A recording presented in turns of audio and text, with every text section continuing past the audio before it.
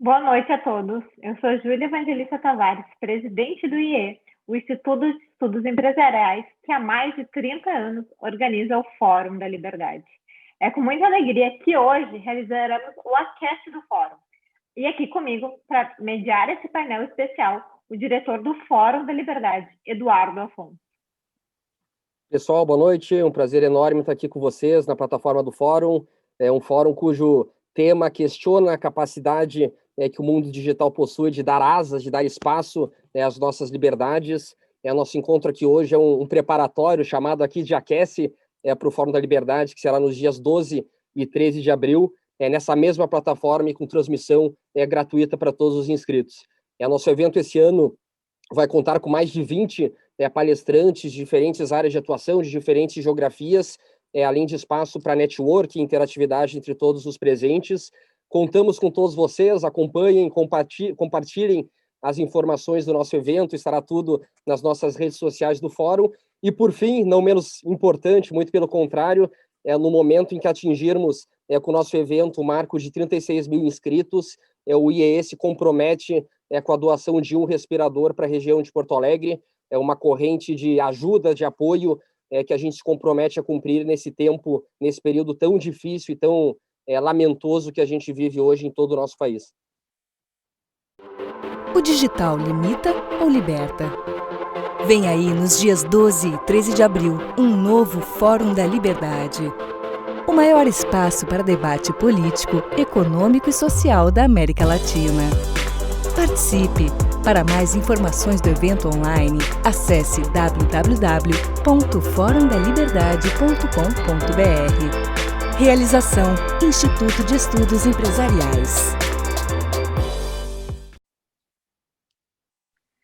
E é o nosso programa, que já foi elencado pela Forbes como um dos maiores eventos de debates políticos e econômicos da América Latina, é uma construção de um time, não somente do time do IEE, como um time de empresas e instituições que acreditam que a liberdade é a pedra fundamental de qualquer sociedade próspera, que sem liberdade, nenhum indivíduo consegue encontrar as suas oportunidades.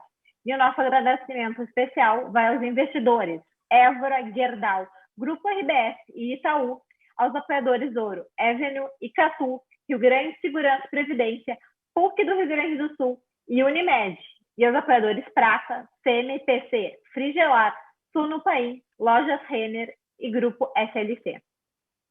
Pessoal, enquanto o nosso público vai entrando, alguns avisos gerais sobre o nosso Aquece no dia de hoje. Ao lado do player de transmissão de vocês, tem uma área aberta para perguntas, feedbacks, comentários que vocês possuam. Usufruam ao máximo desse espaço. E ao longo do evento, eu e a Júlia vamos estar selecionando algumas dessas perguntas e direcionando para os nossos painelistas. Nessa mesma página, um pouco mais abaixo, a gente também vai estar disponibilizando algumas enquetes que envolvam a temática do fórum e assuntos discutidos aqui no nosso painel. Esse nosso encontro preparatório tem o intuito de debater o tema central do Fórum da Liberdade de 2021, com o objetivo de responder à pergunta que norteia todos os painéis do evento: o digital limita ou liberta? Para construir essa resposta e diálogo conosco, nos conectamos para o nosso aquece com os painelistas José Renato Rossi, CEO e fundador da Farol, e Marcelo Lacerda, cofundador da Terra Network. Marcelo, José Renato, muito obrigada pela disponibilidade de vocês que estão aqui com a gente. Zé Renato, Marcelo, obrigado mais uma vez. Com certeza vocês vão estar antecipando aqui com a gente algumas visões importantes para a edição desse próximo fórum.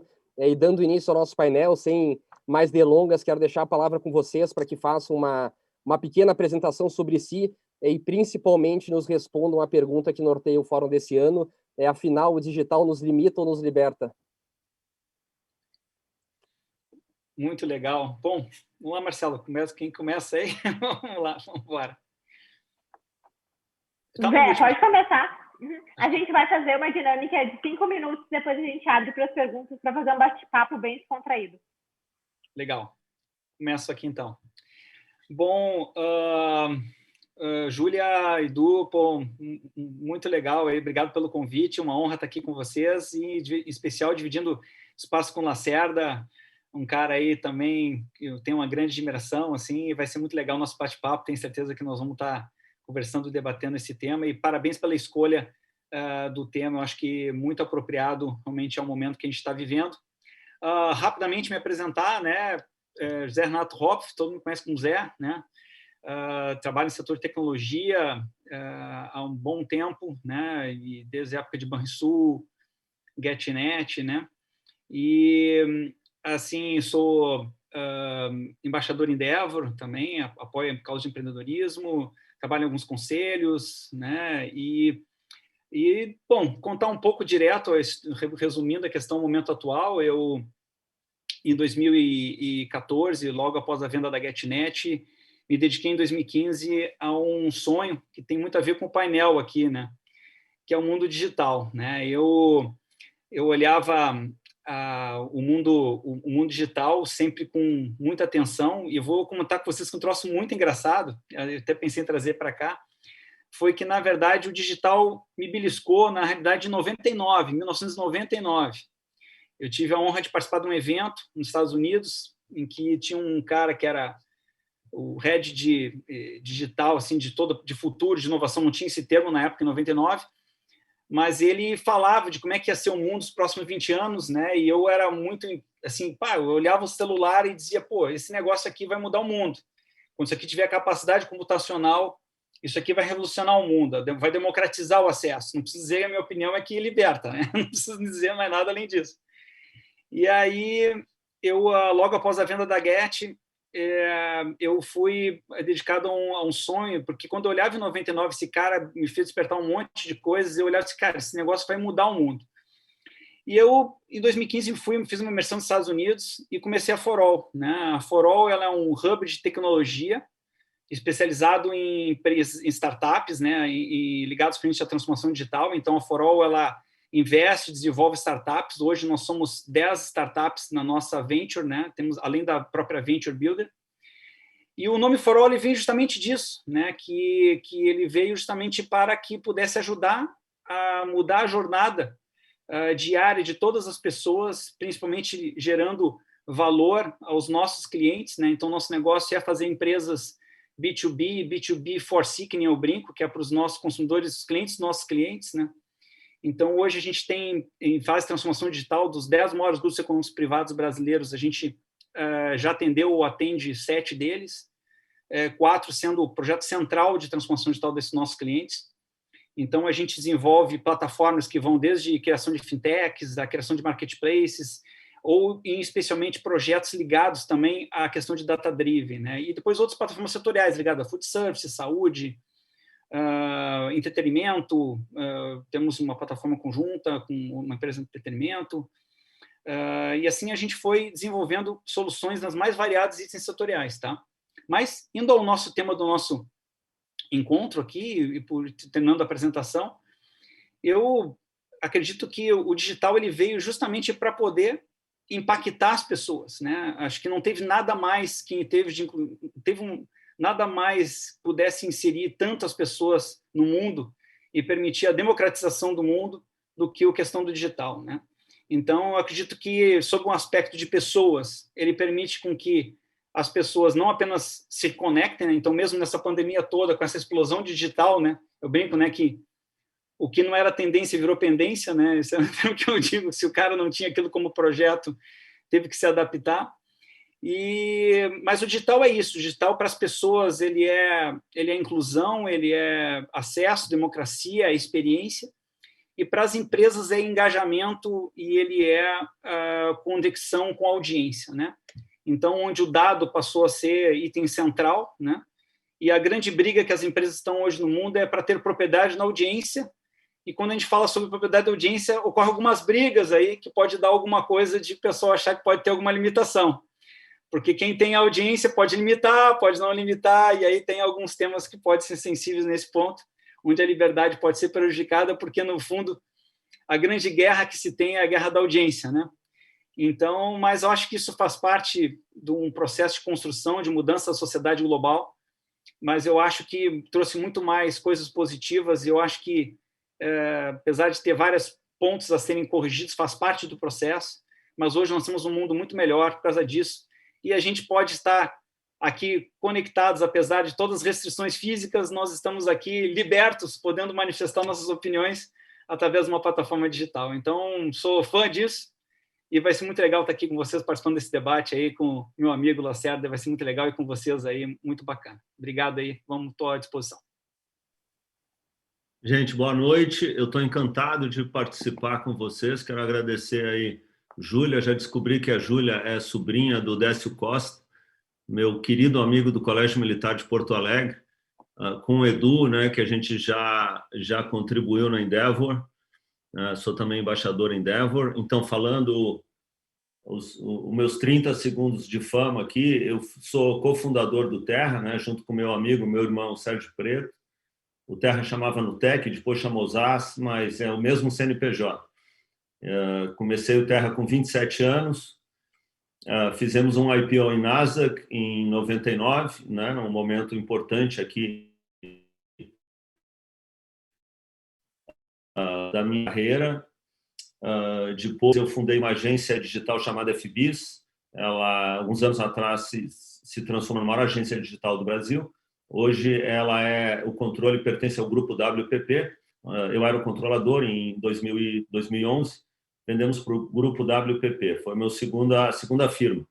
Minha terceira firma é uma empresa de telecomunicações que chama Blue Telecom. Essa é pouco conhecida. A gente tinha operações de cabo de norte a sul. A gente tinha começava em Pelotas e Rio Grande.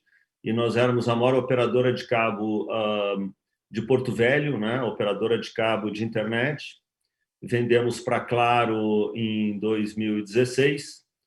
E comecei a minha, talvez, última firma, uma firma super bacana, que tem a ver aqui com o nosso tema, que é a Magnopus. Ela é uma empresa em Los Angeles, nós começamos em 2013, e hoje nós temos 150 funcionários em Los Angeles, desenvolvendo esse negócio que se chama realidade imersiva, né?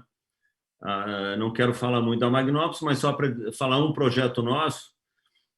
Nós fizemos o software que filmou inteiro o filme Rei Leão da Disney, que abriu em 2019, né? 100% das cenas do Rei Leão. Essa é a primeira animação que o film crew, que o diretor, o iluminador, o cinematographer, eles filmaram dentro do filme, como se estivessem num videogame, os animais andando em volta, né? Usando o software da Magnopus. Então, eu voltei para o ramo de desenvolvimento de software, né? E a Magnopus estamos anunciando aqui no Fórum da Liberdade, de forma inédita, que acabamos de adquirir uma pequena empresa na Inglaterra, de 30 pessoas. Isso vai ser anunciado amanhã. Uma empresa pequena ainda, temos 150 pessoas em Los Angeles, mas não é mais uma startup, já temos lá 8 anos, né? Eu estou encantado de participar do fórum, porque há anos eu acompanho o fórum, né? E eu acho que o fórum faz um dos contrapontos mais importantes, né? A um Brasil que, debaixo do nosso olhar, foi ficando meio socialista, né? Para não dizer que ficou socialista, né? A gente não conseguiu resgatar esse país ainda, estamos tentando resgatar ele.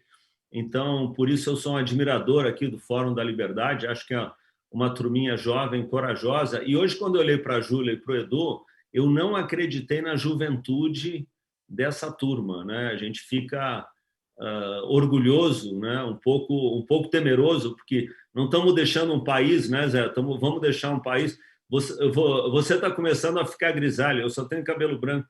Nós estamos deixando um país meio complicado aí, né? Mas, assim, quando eu olho para a dupla aqui, eu acho que vai dar certo. Acho que esse país, país riquíssimo, né, meu? Tem tudo para dar certo, né?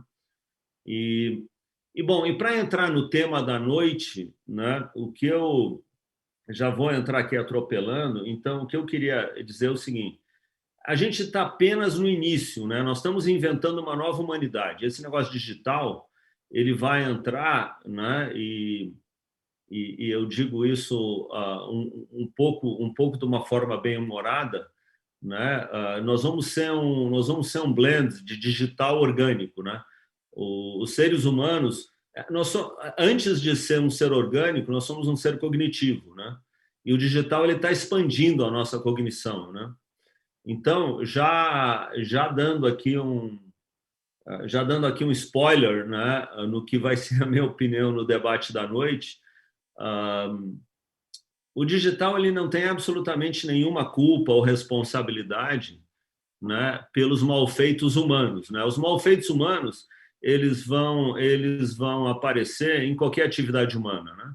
Então, o digital ele meramente expande a capacidade humana, ele vai ampliar a cognição humana. Ao ampliar a cognição humana, todos os males humanos vêm juntos, né? Então, a gente não pode olhar para o digital e matar o mensageiro como se ele fosse o responsável. Ele não é o responsável, né? Então, aqui já dei o spoiler da minha opinião e estou à disposição para o debate. Registrar que eu tenho vários amigos aqui, né, assistindo, que estão me mandando mensagens, e quando a gente faz aqui um mergulho no sul do país, a primeira coisa que a Júlia conseguiu me dizer foi um capaz, né? Eu falei uma coisa, ela disse assim, capaz, né? E eu já me senti nos pagos gaúchos, né? Então está uma delícia esse debate aqui. Vamos aproveitar a noite.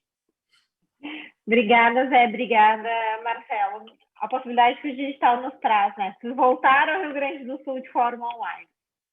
Eu acho que um dos grandes casos desse mundo super conectado, e aí vem minha pergunta, é como é que vocês enxergam o poder desses grandes players, das big techs, enquanto dominadoras de dados valiosos? Como é que vocês veem isso, esse poder que essas empresas têm com os nossos dados, né? E quais são as consequências disso? Zé, se quiser continuar, Marcelo, se quiser complementar, a ideia aqui é a gente ir jogando e fazendo uma dobradinha. Beleza. Tá bom, então nessa eu vou primeiro. Vai lá. Antes da gente falar dos dados, né, um fenômeno, né, esse eu assisti na primeira fila, né, como terráqueo, né, na minha vida terráquea, minha última missão foi a compra de um portal de search chamado Lycos, né? Eu estava trabalhando em Madrid e achava que esse negócio de portal horizontal, tipo modelo Yahoo, para o Terra não tinha muito futuro. A gente precisava de um portal de search, né? Em 2000 a gente conseguiu comprar o que na época era o terceiro portal de search do mundo, que era o Lycos, né? Um movimento que não foi muito bem, né? Que não deu muito certo para o Terra, né? Mas o search era naquele momento onde a gente via que estava ainda a monetização mais forte dos portais de internet. Então, no curto tempo que eu pilotei, vou te dizer, copilotei o projeto Lycos, do ponto de vista de estratégia, olhando de dentro, eu me dei conta que os portais de search, eles estavam, por terem, né, aquele princípio de analytics, e hoje o analytics é um negócio monstro, né, monstruoso, os search engines, e aí depois as redes sociais sabem tudo sobre todas as pessoas, né? Você tem hoje, eu sou co-investidor de uma empresa brasileira, a Inloco. Agora ela mudou um pouquinho o approach dela, mas o que nós começamos a fazer na Inloco 4, 5 anos atrás foi nós seguíamos as pessoas nas cidades. Então a gente conseguia predizer que uma pessoa ia trocar de carro depois dela ter visitado o endereço de 3 revendas. Gente, eu estou falando disso 3 anos atrás, 4 anos atrás, né? Então, um dos primeiros efeitos, eu acho, Júlia, é uma bateção de carteira incrível. A primeira coisa que os search engines bateram a carteira foi das empresas de mídia, foi das empresas jornalísticas, né? E de lá para cá, você tem uma tremenda transferência de valor a partir, né, dessa função de analytics de uma série de setores, né? Você tem uma transferência de valor de uma série de setores para o setor digital, né?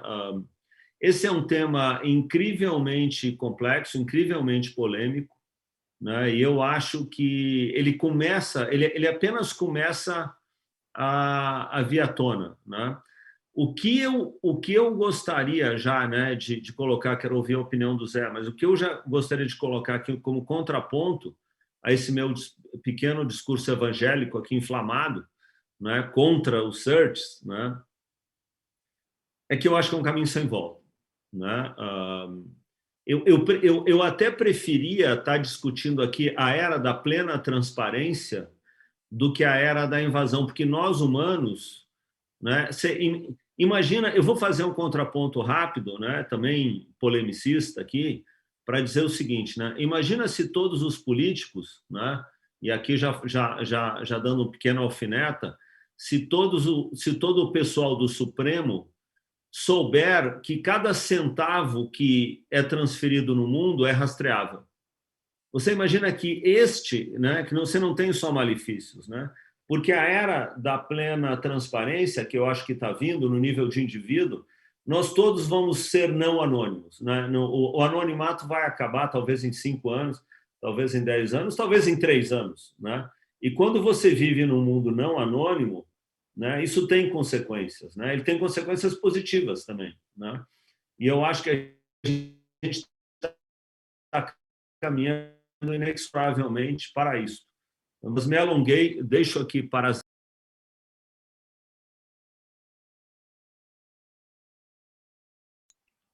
Zé, se quiser complementar. Vamos lá. Não, acho que é um ponto muito importante, eu acho que a Júlia levantou, acho que pegar um gancho aqui que o Lacerda falou.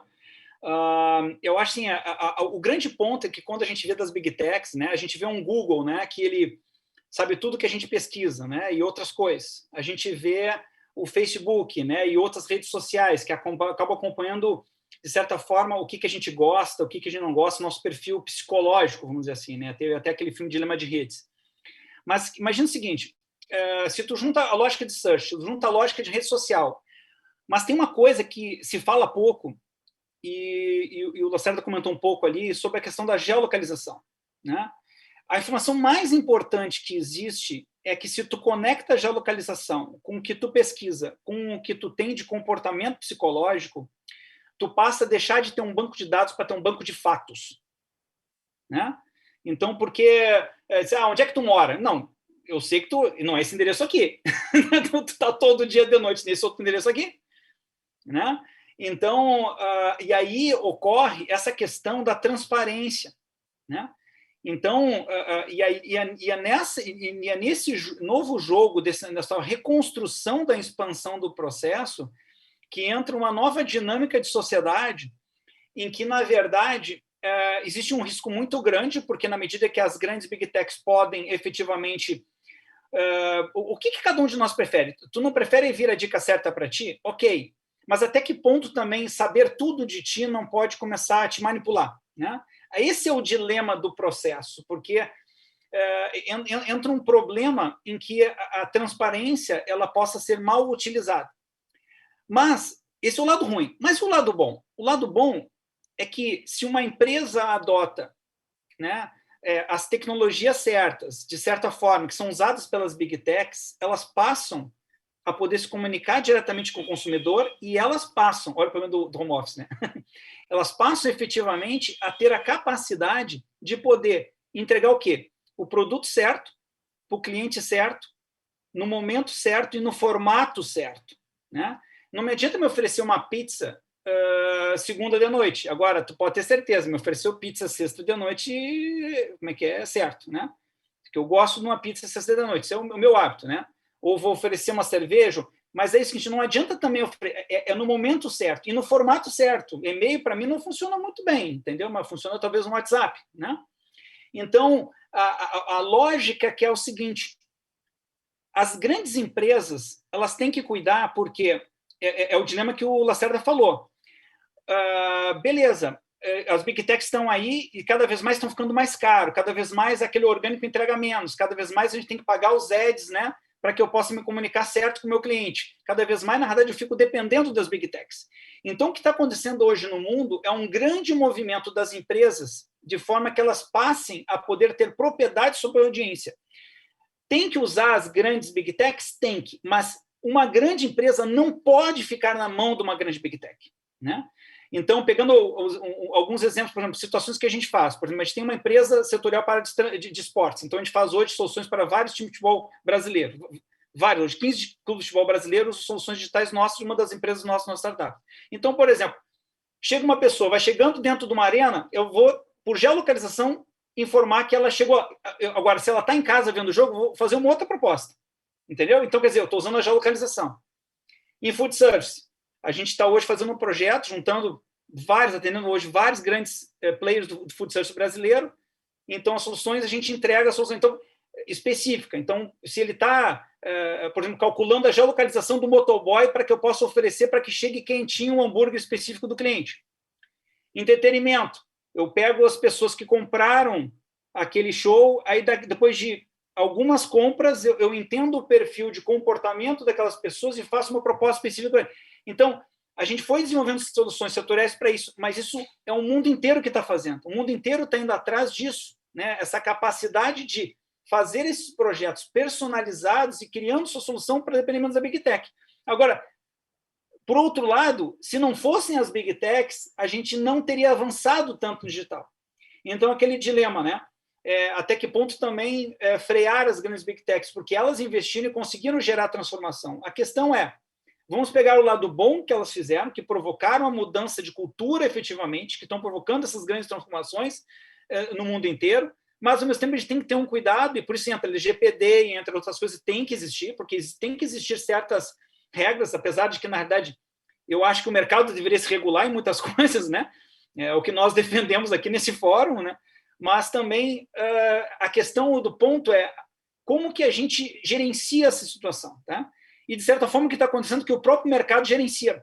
Por isso que eu acho que eu defendo que leis como a LGPD sejam mais leves, porque existe uma frase muito clara para finalizar o ponto, the customer smells transparency, ok? Então é o seguinte, o consumidor ele percebe, ele sente no ar. Se ele sente que aquela empresa não está agindo bem, ou que é fake, que é um baita do... Estão muito em causas, né? Tem muitas causas, né? Se aquela empresa, se aquela diz que ela não é na prática, né? Daqui a pouco ela é julgada no tribunal da internet, vamos dizer assim, né? E às vezes é errado. Mas, de qualquer maneira, é um novo rearranjo da sociedade como um todo. E muitas coisas estão sendo corrigidas pelo próprio mercado. E um pouco tinha que ser. Claro, quando tu vê um exagero de regulação, como acontece na Europa, isso é um problema, porque isso freia a competição, né? Agora, também, ou situação como na China, que, na verdade, tudo é controlado, é um erro também, né? Então, quer dizer, mas até que ponto entra? Eu acho que esse é um ponto que eu acho que é o seguinte, muito bom que as Big Techs fazem, e as empresas têm que cuidar disso de cada um de nós, mas os benefícios gerados são muito mais do que qualquer malefício que tenha sido criado em função disso. Não tem a menor dúvida. Zé Lacerda, e até estressando um pouco mais esse dilema das Big Techs e colocando o foco na jornada empreendedora de vocês, existe essa preocupação, de certa forma, com a preservação da privacidade individual, mas também uma importância muito grande de utilizar uma série de dados, uma série desses dados, para melhorar ou influenciar a jornada de compra e de consumo do cliente na ponta. Como é que vocês, olhando para a jornada atual e até para as anteriores, como é que vocês foram na prática tomando essas decisões e até alinhando o time, sem prejudicar a privacidade individual? Que tipo de desafios ou até mesmo ciladas vocês já se viram como empreendedores e tomadores de decisão e como é que vocês lidaram com isso? Começa essa agora aqui, Lacerda. Excelente pergunta, Edu, porque, na verdade, o que acontece é o seguinte, as empresas estão agora tendo... Quem não estava se movimentando digitalmente teve que se movimentar, né? Ao natural não teve saída, né? Setor de food service, alimentação, não existe setor no mundo, né? Imagina quem tem coworking, quem tem coisa... Não teve setor no mundo que não foi impactado de alguma maneira com a situação que está acontecendo. Então, o mundo foi jogado, o mundo ocidental em especial, em mais específico, mas também todo mundo foi jogado numa grande digitalização, numa aceleração desse processo, né? E nesse processo de digitalização, pegando o gancho que eu acabei de terminar, de dizer, the customer smells transparency, né? Então, o que a gente percebe é que efetivamente é fundamental, dentro de uma estratégia, é ponto central de uma estratégia de digitalização, saber usar os dados na jornada diária de relacionamento do consumidor, em especial com essa marca. Tá? Então, há uma preocupação muito grande das empresas estarem presentes digitalmente, só que muitas vezes o pessoal não sabe o que é estar presente digitalmente. O pessoal acha que estar presente digital é ficar totalmente dependente das big techs. Eu estou falando de grandes empresas que ainda estão presentes nisso. Então, precisa ter uma conexão com as big techs, mas precisa ter só estratégia própria para isso. Porque criando experiências, criando conexões e criando um processo muito claro de transparência que se resolve as coisas.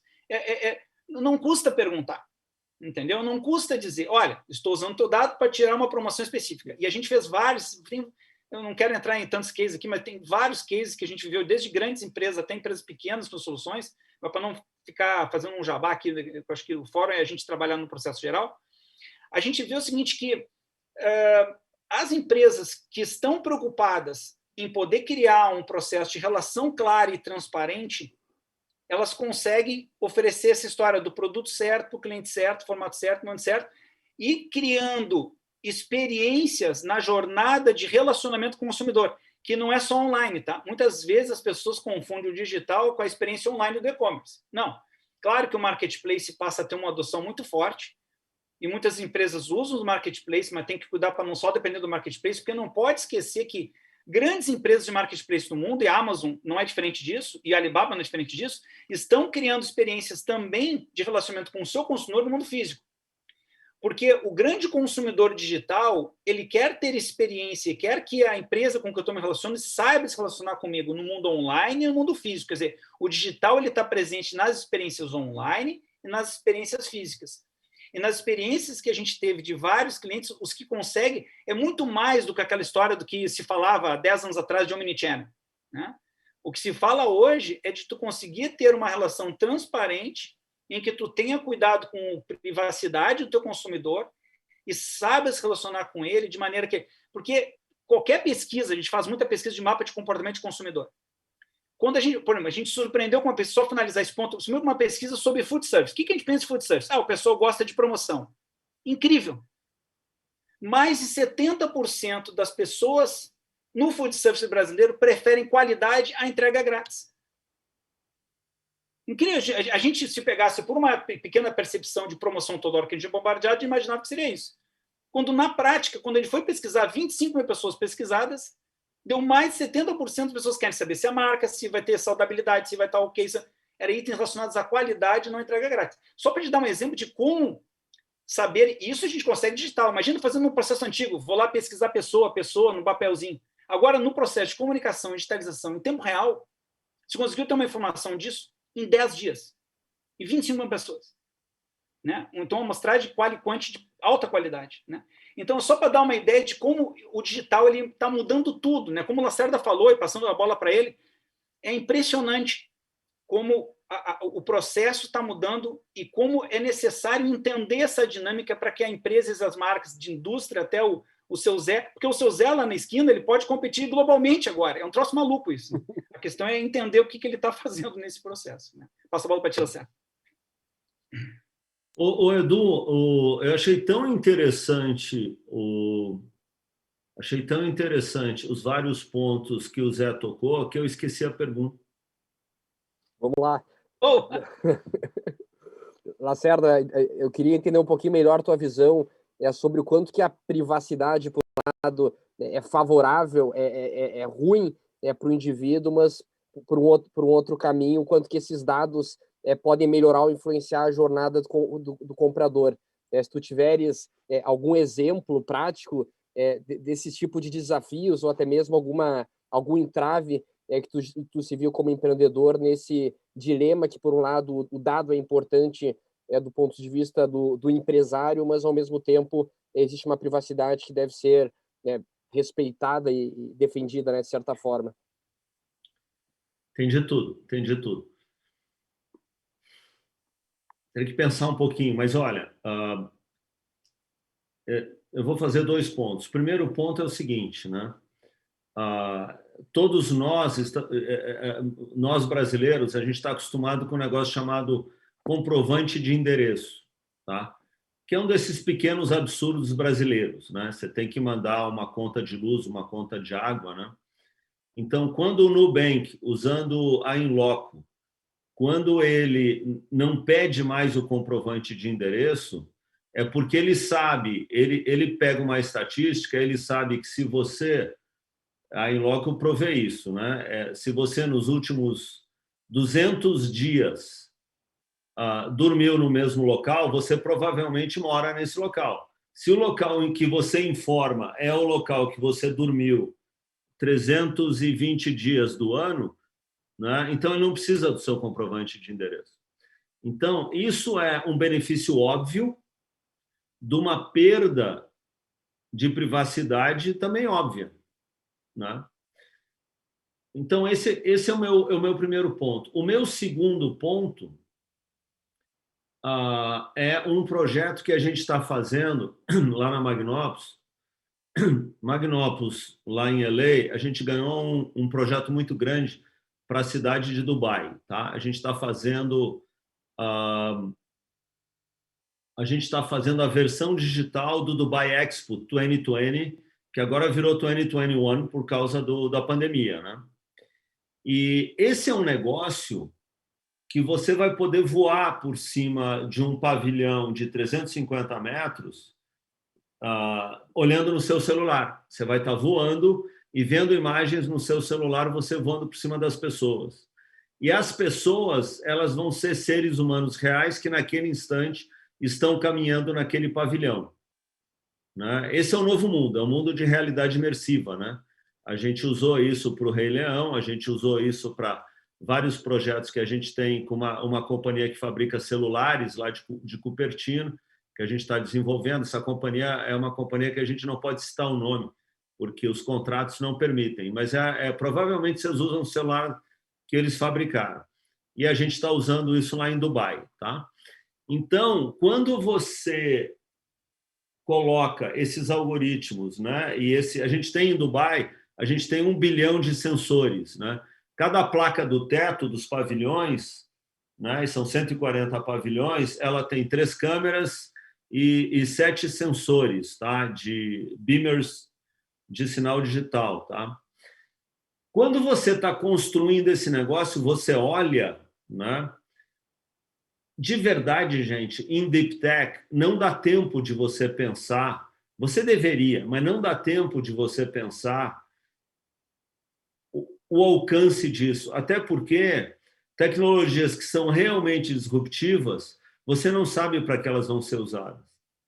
Então, aí eu acho, né, a gente está aqui no Fórum da Liberdade, né, e eu concordo com o Zé que LGPD europeu foi longe demais, né, e que as coisas todas, né, na humanidade elas têm um overshoot, depois elas têm um bounce back, né? Você tem um momento de intensidade e depois elas voltam para um negócio mais bom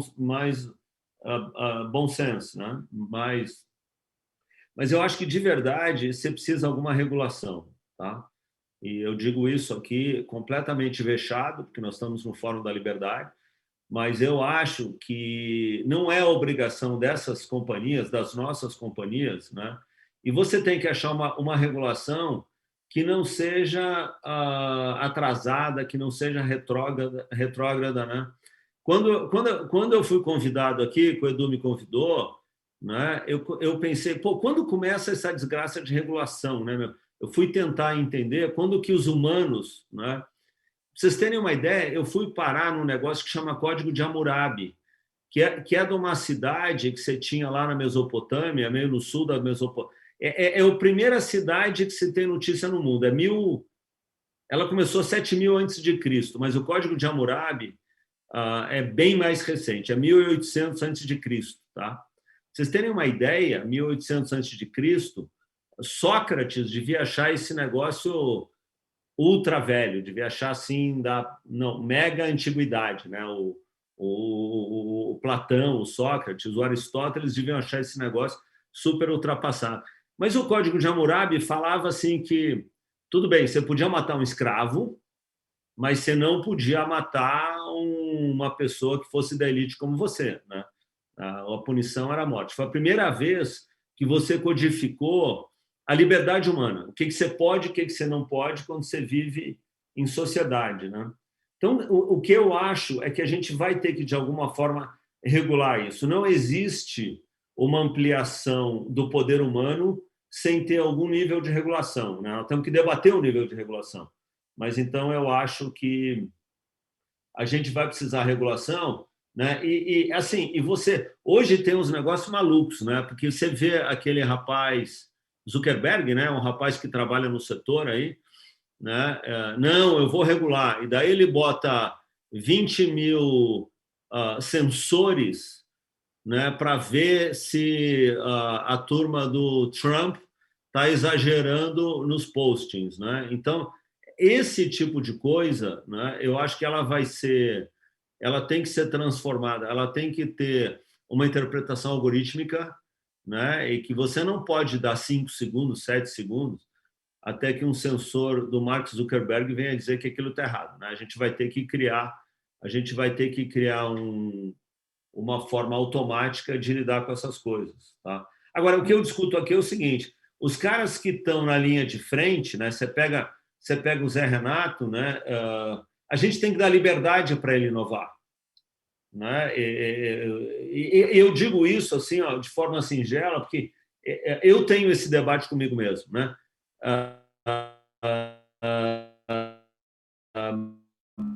Se a gente outorgar a necessidade, né, de se autolimitar para os tecnologistas, eu acho que não vai sair uma autolimitação que preste, por outro lado, né? E eu acho que a gente que é tecnologista, que não é do setor, né, a gente é capaz de gastar nossos parcos recursos. Sempre vão ser parcos, né, Zé? Não tem como a gente achar que o investimento é suficiente.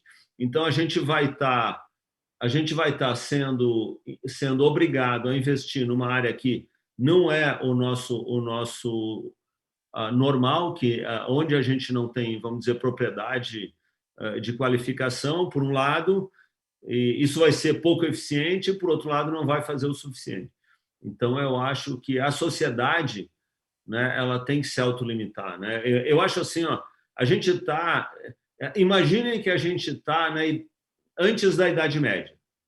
A gente está na pré-história, né? Esse opt-in que a gente está tentando fazer agora é um primeiro experimento ainda muito, muito singelo de uma coisa que vai ter que ser muito melhorada, né? E eu acho que a melhora vai vir também de sistemas automáticos, né? Eu não acho que vai ter uma curadoria que é capaz de suportar o volume, né, que a gente está indo. Nós estamos indo para um volume tão maciço que isso não vai ser viável. Não esclareci nada, Obrigada. Mas criei mais polêmica. Obrigada, Zé. Marcelo, a gente vai agora abrir, então, o debate aqui para os nossos participantes. Lembrando que, se você quiser fazer uma pergunta, é só colocar ali na nossa plataforma e cada sugestão, pergunta vai ser super bem-vinda. A primeira pergunta aqui que eu faço é do Beto Calef. O protagonismo juvenil é a parte da solução. A quem interessa imputar limitações? Provocativa. E aí, Zé, quer começar? Boa ponto. Acho que eu vou pegar o gancho que o Lacerda deixou ali no outro sobre regulação. Acho que tem a ver com isso, né? Qual é o ponto? Acho que está o problema é quando a Big Tech faz a autorregulação. Aí eu acho que pega. Porque daí entra um problema de o que é que ele vai regular, entendeu? Então, na verdade, existem 3 pontos e envolvem essa questão específica, que é a sociedade atuando, né? Então, quer dizer, deixando a sociedade atuar sob o ponto de vista empresarial ou coletivo de sociedade, os órgãos de Estado, sejam quais forem, né, atuando, seja governo, judiciário, legislativo, principalmente legislativo em relação a essas questões, né?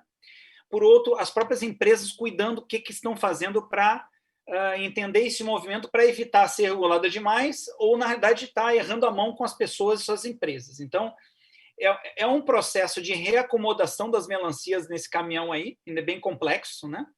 E aí entra a questão, porque a juventude totalmente digital de novas gerações, elas estão num processo de mais rapidamente sendo impactadas e gerenciadas pelos algoritmos. Então, quando vê o dilema de rede, efetivamente, né, acontece que um ponto de complexidade, que é como trabalhar para que, na verdade, se evite um exagero de gestão, ou, efetivamente, a palavra correta é manipulação, da sociedade em virtude de gerar mais audiência ao seu processo, né?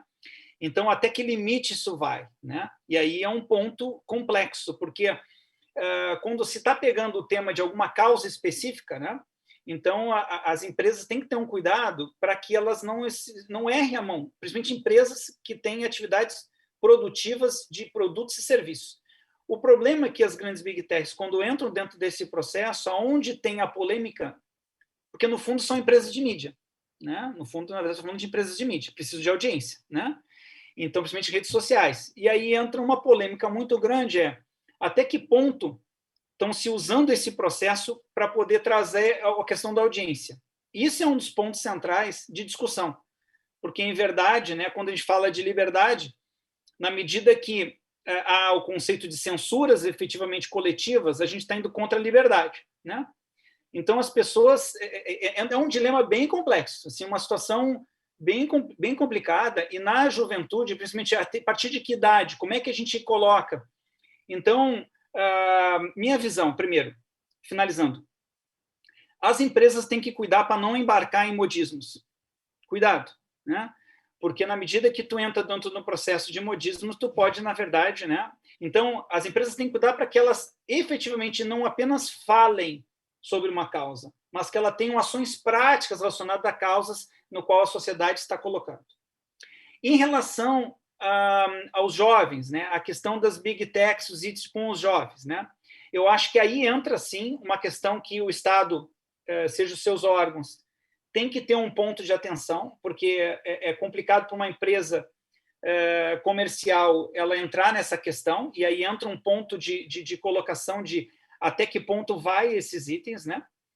E efetivamente as famílias, né? Que efetivamente precisam entender e acompanhar esse processo. Também não limitando a liberdade, porque essa é a conexão da sociedade, quer dizer, eu não estou defendendo qualquer coisa contra, muito pelo contrário, eu sempre sou a favor da liberdade, né? Mas a questão é entender como gerenciar e conversar sobre esse tema, né? Porque, na verdade, há um processo de exploração, de exacerbação de extremos, né? E, como eu sempre digo, eu sou radical contra qualquer radicalismo. Eu acho que as coisas boas elas acontecem quando, na verdade, se há espaço para o bom senso, há espaço para a empatia, há espaço para que as coisas não sejam tão polemizadas, né? E ainda mais num Brasil como o nosso, que está entrando em tanta polemização de para lá, para B ou para C, né? Quando, na verdade, podia ter mais empatia e bom senso e menos radicalização. Eu acho que a exploração que acontece na questão do jovem acaba trabalhando a radicalização. Isso não é liberdade, né? Isso é outra coisa. Lacerda, quer fazer sua contribuição? Eu gostei da pergunta do Beto, né? Muito. E assim, a primeira coisa é o seguinte, né? Lembrar que o juvenil não é infantil. Acho que ele está falando do juvenil, né? Uma coisa que a gente discutia lá no início da Singularity, 2011, 2012, lá em Mountain View, eu me lembro que a turma lá, a turma de Stanford, a turma do Google, eles eram radicalmente contra uma digitalização da infância, tá? Então, assim, isso eu acho que é responsabilidade dos pais, né? É uma coisa que eu não vejo em outro lugar. Silicon Valley, né? Os bacanas de Silicon Valley não dão iPads para os filhos. Eles não dão celular para os filhos, né? Coisa que no Brasil a gente não segue, né? Você vê crianças de 5, 6, 7, 8 anos, até porque os pais trabalham, são muito ocupados, totalmente tendo quem menos tem horário digital tem 1 hora, né? Mas acho que você tem hoje uma infância brasileira aí que fica horas no digital. No juvenil, né? Eu estava aqui perto de São Paulo no fim de semana aqui numa casa de amigos na montanha, né? E tinha umas meninas, tinha um grupo de meninas e de garotos de 14 a 16 anos, né? A gente não conhece mais essa espécie. Eles não fazem parte da mesma espécie humana que eu e o Zé. né? Eu não sei falar de vocês, tá, Júlia e Edu? Mas, assim, tinha 3 meninas, né? Um amigão que é muito bem sucedido, que trabalha, enfim, também na nossa área do digital. E essas meninas, elas estavam as 3 juntas, mas elas não eram 3. Elas eram talvez 8, talvez 12, talvez 11, o tempo todo. Porque a interação, né, o tecido social, ele não tem mais uma limitação física, né? E então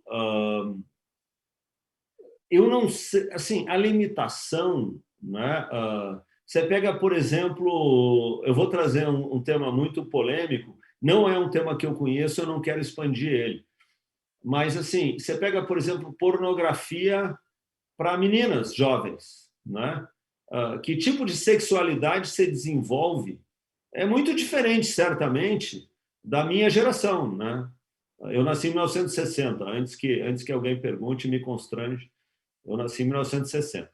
Então, eu fico pensando, né, que eu não digo que tenha só malefícios, tá? Simplesmente eu não consigo opinar, né? Eu acho que quando você entra numa idade de 14, 15, 16 anos, eu tenho argumentos pró e contra você ter, né, essa amplitude digital, né, que você... E aqui fugindo um pouco do tema, porque o tema é privacidade, né? Mas também é você ter direito à sua infância, à sua juventude, à sua inocência, né? Você ser tolhido precocemente, né, de coisas que talvez você pudesse descobrir mais adiante, ou valores que você pudesse carregar um pouco mais de tempo, né? Eu não sei que tipo de impacto tem também. Mas, assim, esses seres humanos já estão em volta da gente, tá? Eles estão caminhando em volta de vocês todos os dias, né? E de verdade, eu deixo a pergunta aqui para a nossa audiência. Eu não sei se impor limitações é o caminho, né? Se você tivesse imposto limitações, né, imagina que antes da Revolução Industrial na Inglaterra, século XV, XVI, né, você tivesse a mentalidade era que as mulheres não podiam trabalhar, né, porque isso faria mal para as famílias, né? Imagina se você tivesse acreditado nessas limitações, né? Então, aqui, eu vou devolver a pergunta, a excelente pergunta do Beto Calef, mais com uma dúvida, mais com uma reflexão que eu vou passar me debatendo aqui o resto da noite, mas eu prometo que isso não vai me incomodar amanhã de manhã. Vai me incomodar só hoje à noite. Amanhã de manhã eu nem vou me lembrar mais da pergunta, se Deus quiser. Obrigado, Lacerda. Zé, da mesma forma. Pergunta aqui do Gabriel Torres, que é vice-presidente aqui do nosso instituto. Ele perguntou que existe essa história de que o mercado tech tende ao vencedor leva tudo, aonde que uma empresa, na visão de vocês, pode dominar tanto um nicho, ou o mercado é tão dinâmico que cedo ou tarde, qualquer um, até o líder, pode ser disruptado. Vai, Lacerda, ou eu? Não. Posso começar, Zé? Vai. Vamos lá. Eu entendo pouco de economia, mas uma vez eu li que quando os meios tendem à perfeição, as margens tendem a zero. Isso me assustou muito. Eu acho que era um garoto ainda, né? Estava na engenharia aí no Rio Grande do Sul. Eu li esse troço e fiquei assustadíssimo, né? Então, eu acho, de novo, né, você tem sempre um overshoot e depois as coisas tendem... Vocês querem o que eu acho que é um dos melhores antídotos ao problema da privacidade? Hoje você tem um search engine, né? Agora eu não vou lembrar o nome, gente, mas ele usa o mesmo referral, o mesmo algoritmo de referral que os meninos do Google inventaram na década de 90 lá em Stanford. Exatamente o mesmo, tá? Esse algoritmo, né, que a gente era muito espantado, eu era muito espantado, vou falar de mim, nos anos 2000, quando eu estava ajudando a comprar o Lycos, né? O Lycos era o terceiro search engine do mundo, o Google era o quarto. E eu olhava para o crescimento dos caras e pensava, esses caras estão fazendo algum milagre que a gente não pensou, tá? Qual que era o milagre? Era que o algoritmo do Google é a curadoria, ela vem do internauta, que é óbvio, né? Hoje falando é uma coisa óbvia, mas na época a gente não sabia que era óbvio, né? Agora, hoje esse é um assunto tão conhecido que agora você tem um search usando exatamente esse mesmo algoritmo, tá? Ele não tem ainda os armazéns de servidores que o Google tem, mas ele usa o mesmo algoritmo. E o único compromisso dele é não acumular data analytics sobre os usuários, tá? Você já tem um monte de gente, você já tem os early adopters migrando para esse negócio, né? Então, eu acho que não existe nada melhor do que as forças de mercado. Agora eu vou fazer um contraponto a mim mesmo no segmento anterior, dizendo o seguinte, esse cara pode disruptar o Google. Então, assim, se num primeiro momento todo mundo se espantou com as ideias criativas, e foram ideias super criativas e mudaram o mundo e tem todo o mérito. No próximo momento, né, você vai ter forças de mercado, né, e hoje tem um surplus de capital no mundo que permite você investir 5 anos, 8 anos, 10 anos sem ter nenhum resultado. Então, você tem forças de mercado que vão counterbalance essas big techs, né? Então, eu acho, né, que essa consciência pública dos malefícios de você ter monopólios big tech, né, com surplus de capital, né, esse blend, essa mescla que vai acontecer, né, ela sozinha pode ser que seja uma das forças de mercado que vá contrabalancear esse domínio, né? Então, eu acho que a gente está vendo só a primeira fotografia do ciclo. É um ciclo que iniciou e eu diria, big techs, cuidem-se, revenge is coming, né? Você vai ter forças de mercado aí que vão enfrentar esse domínio de vocês, né? Só para terminar aqui, né, fazendo um pequeno ponto, né, quando eu estava na minha pós-adolescência, com 20, 25 anos, né, eu já tinha eu tinha uma militância forte no setor tech, mas uma certeza eu tinha, né, tinha um grupo de mídia no Brasil que eu achava que ele jamais seria superado, né, e eu acho que os problemas que esse grupo enfrenta hoje é um grupo que é tudo de bom, super competente, fez a melhor TV do Brasil, os melhores profissionais, e ele simplesmente não viu a placa. Eu acho que quando a tecnologia atropelou, né, então, e talvez o atropelamento das Big Tech venha, né, com vetores absolutamente inesperados, né? Então, eu acho que a gente não pode pegar a fotografia desse momento e achar que essa dominância ela vai se perpetuar. Pelo contrário, eu acho que ela vai ser, nos próximos 3 a 5 anos, fortemente disputada. Complementando, eu acho que nesse ponto que o Lacerda comentou, eu acho assim, a gente viveu uma época em que nós saímos do eletrônico, né, e fomos para o digital. Nessa migração do eletrônico para o digital, principalmente no processo do mundo eletrônico, houve grandes concentrações em cima desse processo de mudança, onde se criaram grandes empresas tech e elas se tornaram numa lógica de winner takes all, tá?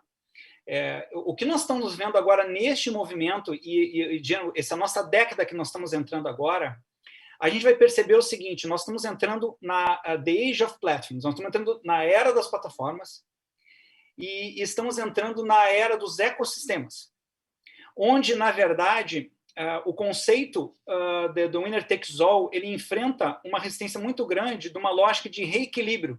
As pessoas querem uma sociedade onde seja win-win-win, onde a colaboração é o principal ponto.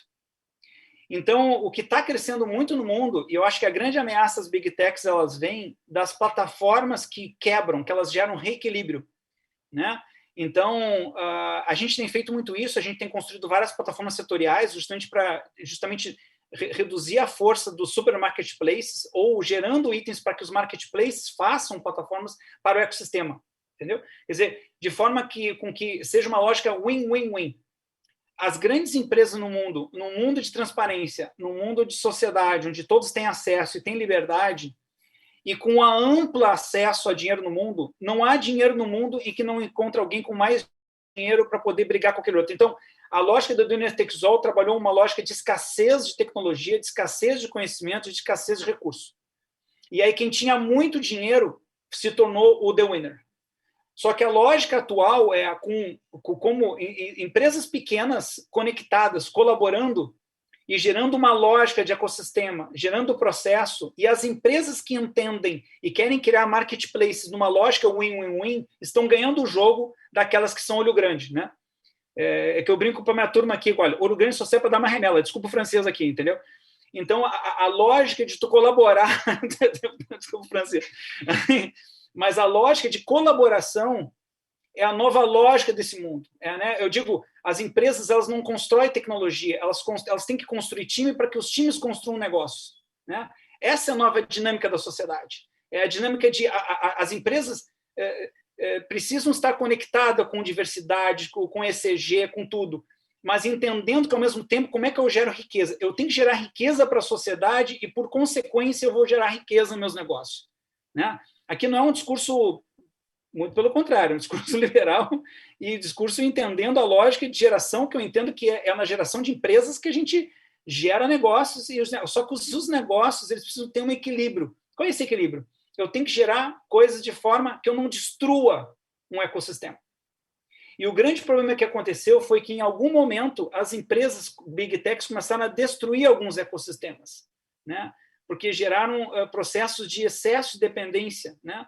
Então, aí, de novo, as forças de mercado e a sociedade reagiu e gerando novos processos, e a gente está vendo hoje criações de plataformas para ecossistemas, e mesmo os marketplaces, os super apps, eles estão com uma preocupação de gerar equilíbrio também, não só no processo de monopólio, vamos dizer assim, usando uma palavra. Né? Tem que ter competição. Se a gente acredita em liberdade, a gente tem que acreditar que tem que haver competição e tem que haver equilíbrio com a sociedade. A gente tem que cuidar com isso. Como é que a gente faz com que as nossas empresas possam competir? Mas eu digo, por isso que a competição, a junção, a colaboração, ela é chave num novo jogo onde tem que ser win-win-win. Todos têm que sair ganhando. E as empresas que estão ganhando o jogo na nossa década são as que estão focando nisso. Observe, para finalizar, como, mesmo dentro de um ambiente complexo, como o ambiente chinês, existem muitas empresas de ecossistema, né? Em que elas procuram trabalhar esse assunto.